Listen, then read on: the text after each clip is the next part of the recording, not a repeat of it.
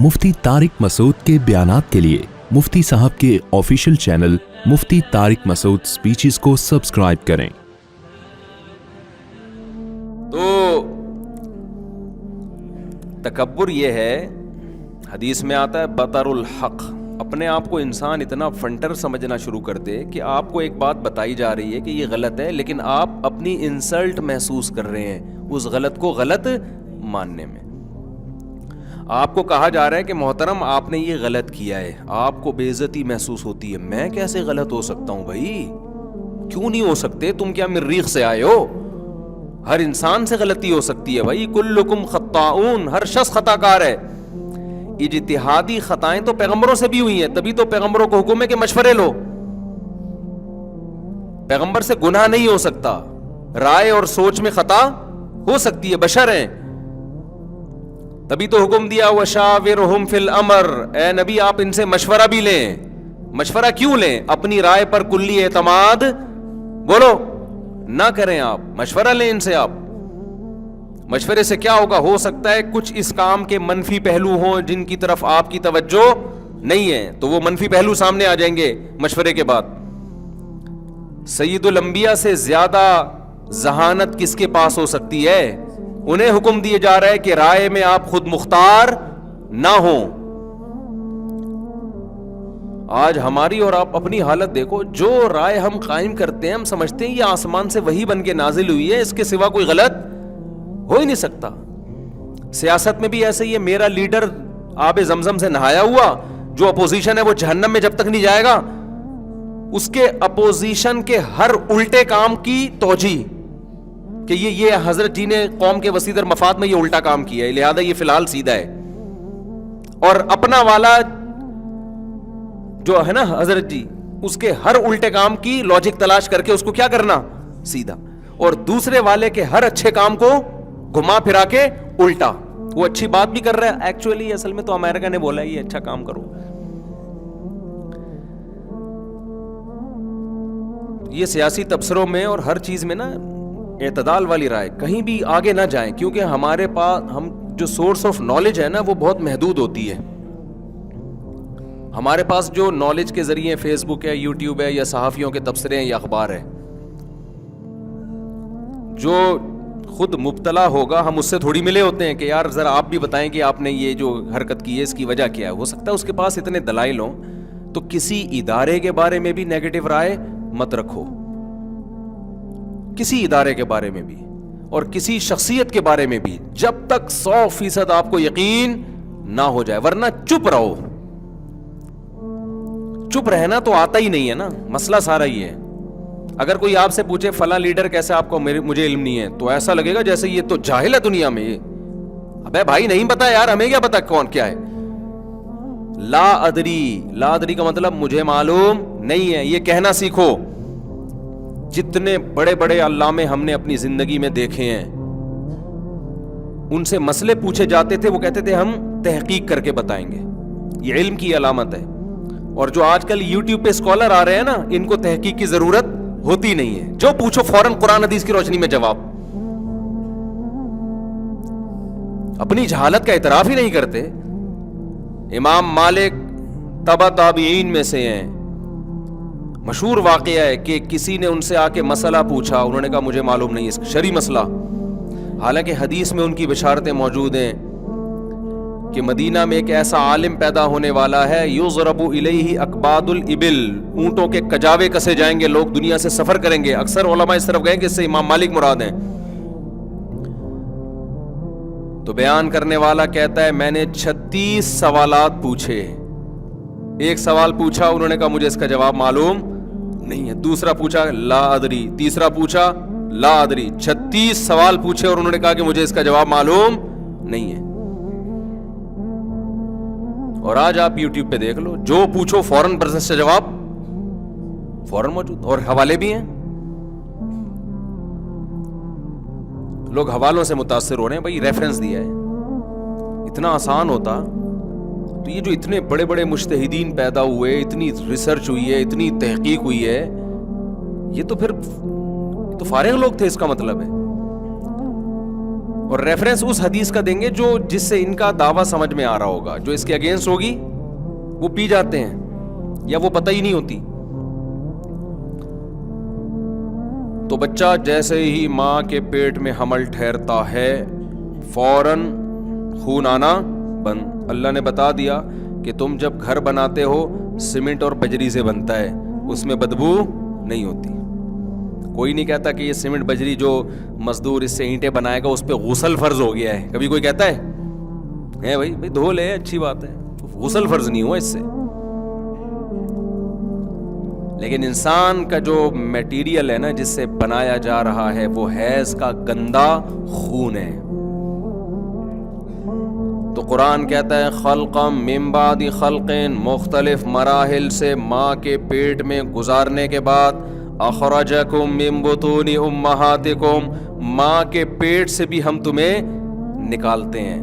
ثم السبیل یسرا, اور اس راستے کو تمہارے لیے آسان کر دیتے ہیں, بغیر آپریشن کے پیدا کر دیتے ہیں. اللہ یہی کرتا ہے, ڈاکٹر آپریشن کر کے اس کیس کو بگاڑ دیتے ہیں. یہ تو قرآن نے کہا ہے نا ثم السبیل یسرا, کہ ہم تمہارے لیے دنیا میں آنے کا راستہ کیا کر دیتے ہیں آسان. عقلی طور پر وہ بظاہر ممکن نہیں ہے کہ کیسے انسان دنیا میں آئے گا بغیر آپریشن کے, لیکن اللہ کہتے ہیں تیرے رب کی قدرت ہے کہ ولادت کے وقت میں اللہ اس راستے کو بچے کے نکلنے کے لیے آسان کر دیتے ہیں. لیکن ہم اللہ میاں سے اگر ملاقات ہوئی تو کہیں گے اللہ ہمارے ملک میں تو ایسا نہیں تھا, ہر دوسری عورت کا بچہ آپریشن سے ہو رہا تھا. یہ تو نہیں پتہ نہیں قرآن شاید ایتھوپیا والوں کے لیے نازل کیا, یا امریکہ والوں کے لیے, یا یورپ والوں کے لیے. اس سے صاف پتہ چلتا ہے یہ کس کی شرارت ہے, یہ ڈاکٹروں کی شرارت ہے. معذرت کے ساتھ, میڈیکل سائنس میرا فیلڈ نہیں ہے, لیکن جب یہ اتنی واضح شرارت ہے نا کہ آپ کی سوچ ہوگی. ہے چند کیسز ہوتے ہیں جو واقعی آپریشن کی ضرورت ہوتی ہے, اتنے نہیں ہوتے جتنے آج کل ہو رہے ہیں. ایک نیچرل چیز ہے, ایک قدرتی عمل ہے. دیکھو جو نیچرل جو بھی کام ہوتا ہے اس میں ایب نارملٹی 100 میں کسی ایک میں ہوگی نا, یا 2 میں ہوگی. یہاں تو ہر دوسری عورت کے, اور اچھا جس کے نارمل ڈیلیوری ہو رہی ہے اگلا بچہ اس کے بھی پھر آپریشن سے. تو اس لیے یہ دھندے ہیں, دھندے سمجھ رہے ہو, یہ کیا ہے دھندے ہیں کمائی کے. جب ولادت کا وقت آئے نا تو پہلے کوئی ایسا ہاسپٹل کلینک تلاش کرو جہاں پہلے سرچ کرو کہ یہاں بچے آپریشن سے نہیں ہوتے. اپنی بیویوں کی صحتوں کو واٹ مت لگاؤ, اس کی برباد ہو جاتی ہے عورت. وہ تو ٹکٹ ٹھوک ٹھاک کے بس ان کا تو کام ہے پیسے مل جائیں, وہ تو پیسے بنا لیں گے, بچہ وہ آ جائے گا مارکیٹ میں تو کہیں گے دیکھو 2 ٹانگیں 2 ہاتھ, بچہ وہی ہے نا جیسے ان کے یہاں ہوا ہے, یہ بھی وہی ہے. تو آگے جو مسائل کھڑے ہونے والے ہیں وہ تو اس بیچاری عورت کے ساتھ ہونے والے ہیں مسائل. تو اس کا پھر وہ الگ سے ٹیکے, پھر اس کی دوائیں, پھر اینٹی بایوٹک, اور پھر جو مسائل, اور پھر جو وزن بڑھنا شروع ہوتا ہے وہ 20 قسم کے مسائل ہیں. خیر, تو اللہ تعالیٰ کیا فرماتے ہیں ثم السبیل یسرا, پھر ہم انسان کو دنیا میں لے آتے ہیں. یہ ہماری اوقات ہے جو ہم بھول جاتے ہیں. پھر ہم دنیا میں آئے, لا تعلمون شیئا, اللہ کہتے ہیں کچھ بھی نہیں پتا ہوتا تمہیں. اب جو بڑے فنڈر بنے پھر رہے ہو نا, سب سے پہلا کام ہمارے رب نے یہ کیا, ماں کی چھاتیوں میں دودھ کے جو چشمے جاری کر دیے. پیدا ہوتے ہی یہ کام ہو جاتا ہے. کچھ بھی نہیں پتا, مگر دودھ کہاں سے ملے گا, حلق میں کیسے اترے گا, یہ ہمیں پتا ہوتا ہے. اور بے انتہا محبت کرنے والی ماں گفٹ کے طور پہ اللہ بچے کو پہلے سے دے دیتا ہے کہ تیری دنیا میں آتے ہی یہ تجھے پالے گی. عورت کسی کے ساتھ مخلص ہو یا نہ ہو, اپنے بچے کے ساتھ ایسی مخلص ہوتی ہے کہ اس دنیا میں اس کی دوسری کوئی مثال نہیں ملتی.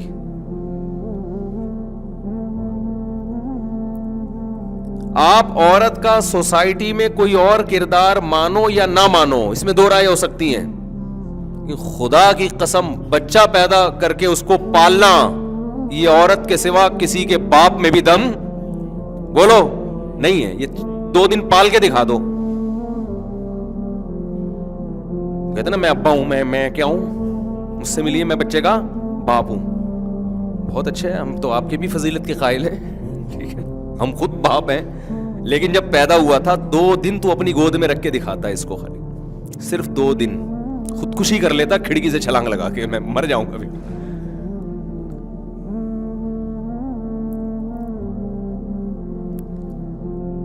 پال سکتے ہو, دودھ پیتا بچہ ہے نا, 2 دن فیڈر سے دودھ پلا دو اس کو, 2 دن پالو آپ ڈپریشن کی گولیوں پہ آ جاؤ گے. آپ بولو گے میں ملک فتح کر سکتا ہوں,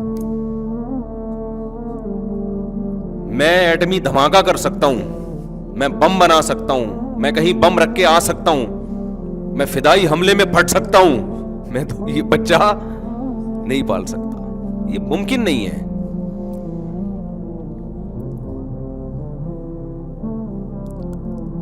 لیکن اللہ نے کیا کیا, عورت کے لیے اتنے مشکل عمل کو, جس کا میں اور آپ تصور کر سک رہے ہیں. ابھی گود میں بچہ ہے نہیں نا,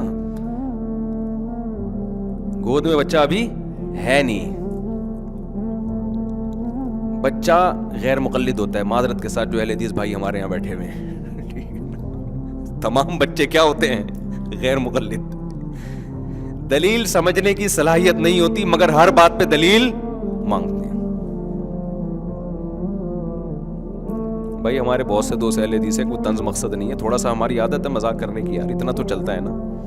ہمارے فرمایا کرتے تھے یہ جو اہل حدیث اور دیوبندی بریلوی ہے نا, یہ کوئی فکری اختلاف نہیں ہے, یہ مزاجوں کا اختلاف ہے.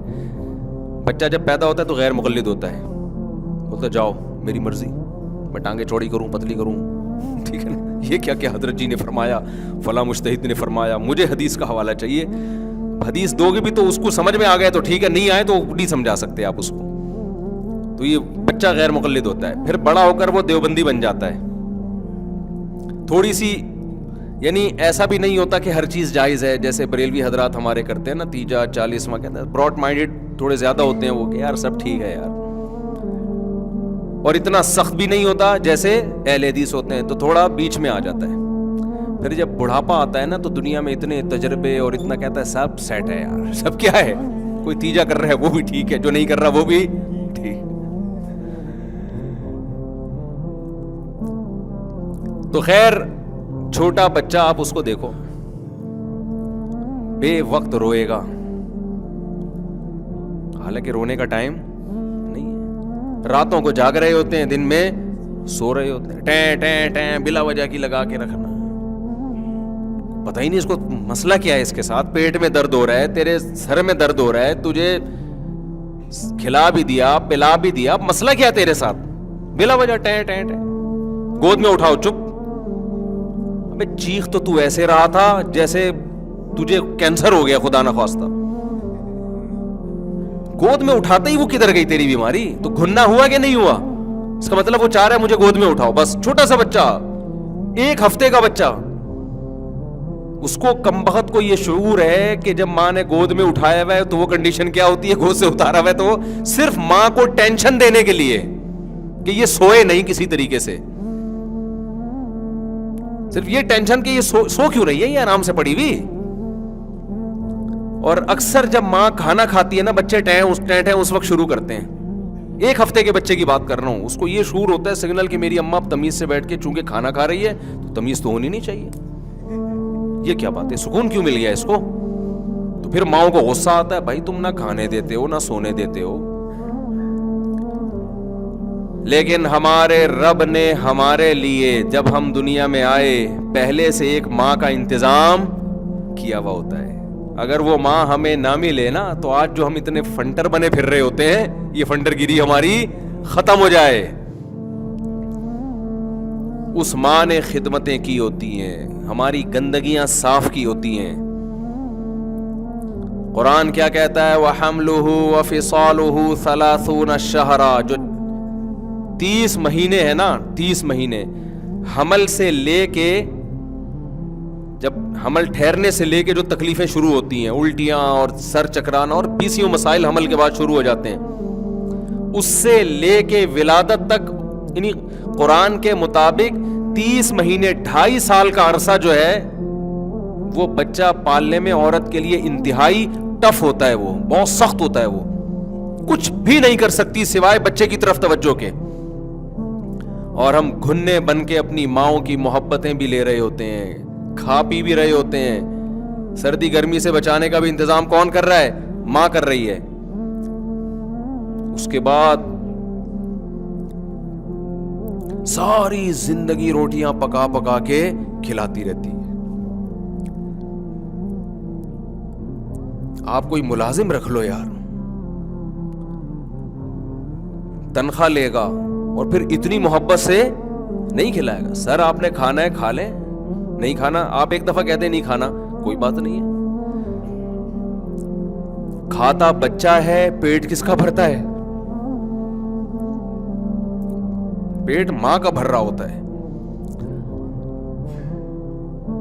تبھی تو قرآن کہتا ہے حتی اذا بلغ شدہ, جب بھرپور طاقت اور قوت کو پہنچتا ہے نا انسان, تو شکر گزار لوگ اپنے والدین کو یاد رکھتے ہیں, ناشکرے لوگ بھول جاتے ہیں.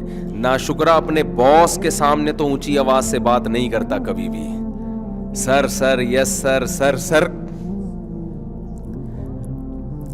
سر کرتا رہے گا اس کے سامنے. آج باس کا موڈ تھوڑا آف ہے یار, سر سے ذرا احتیاط سے بات کرنا. یہ سلوک گھر میں باپ کے ساتھ بولو نہیں ہے, نہیں چل رہا. ماں کے ساتھ نہ باپ کے ساتھ چلتا ہے یہ سلوک, نہ ماں کے ساتھ. الٹا اس کی جائیدادوں پہ نظر رکھ کے بیٹھے ہوئے ہوتے ہیں, یہ مرے گا کب اور ہمیں پیسہ. ماں اگر مر گئی ہے, وہ نکاح کرنا چاہتا ہے, اس کو نکاح نہیں کرنے دے رہے کہ جائیداد کا بٹوارا نہ ہو جائے, کوئی ستیلا بچہ نہ پیدا ہو جائے. کہتے ہیں نا جب غیرت ختم ہو جائے تو جو چاہے کرو. انت ومالک لابیک, حدیث میں یہ نہیں ہے تیرے باپ کا مال تیرا ہے, حدیث میں تو جو کما رہا ہے کس کا ہے؟ وہ تیرے باپ کا ہے. تجھے تو چاہیے تو اپنا بھی اس کو دے دے. اس کی دولت پہ نظر رکھ کے بیٹھے ہوئے ہوتے ہیں. کہتے جی ہمارے ابا کا بزنس تھا جو ہم نے ترقی دی ہے, تو آپ کسی اور کے بزنس کو ترقی دے دیتے نا جا کے. کوئی دینے دیتا آپ کو؟ آپ جا کے شاپ پہ بیٹھتے کسی کی کہ اس کو ہم ترقی دے کے بڑھائیں گے, وہ دکان سے نکال دیتا. بھائی تو کون ہے؟ یہ چلتا ہوا بزنس باپ نے آپ کے حوالے کیا تھا, جو پھر آپ نے اس کو ترقی دی ہے. تو پہلے اس میں کچھ جان تھی جو آپ نے اس کو ترقی دی ہے.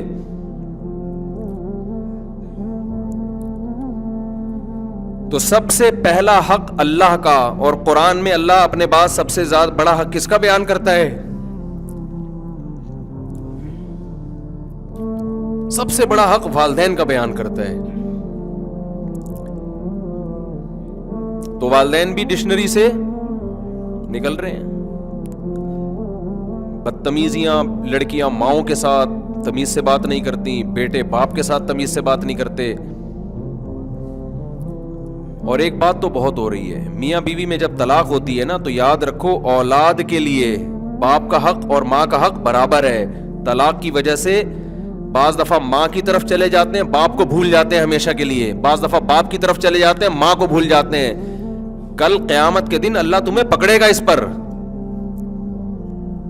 اگر طلاق کے بعد باپ اپنی اولاد کو بچوں کی ماں کے خلاف ورغلا رہا ہے, بچوں کو اجازت نہیں ہے کہ باپ کی باتوں میں آئے. وہ کہیں ابا وہ ہماری ماں ہے, آپ کا اس سے اختلاف ہوگا, ہم اپنی ماں کو نہیں چھوڑ سکتے. یہاں ماں باپ کی اطاعت جائز نہیں ہے, خوب سمجھ لو, ایک دوسرے کے حقوق دینے میں. اور اگر طلاق کے بعد ماں بچوں کو لے گئی ہے, باپ سے نہیں ملنے دے رہی, چھوٹے بچے چھوٹے ہوتے ہیں, جب سمجھدار ہو گئے تو وہ ماں کو صاف لفظوں میں کہیں گے کہ آپ ہماری ماں ہو, ہم آپ کا احترام کرتے ہیں, آپ کے اختلاف کی وجہ سے ہم اپنے باپ کو نہیں چھوڑ سکتے.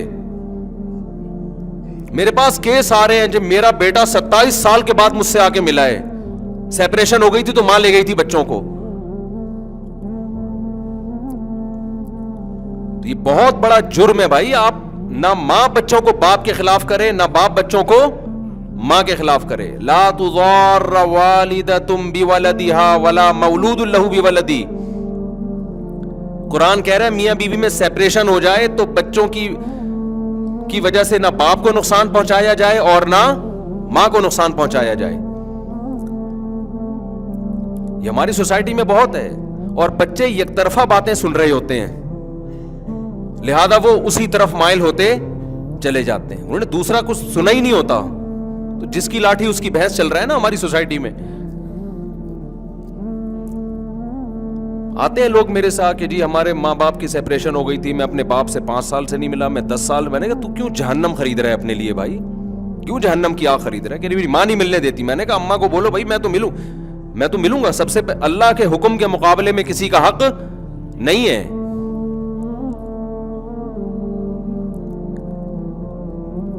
تو اللہ نے اپنے بعد سب سے بڑا حق کس کا رکھا بھائی؟ والدین کا. لیکن سب سے پہلا کس کا ہے؟ اللہ کا حق.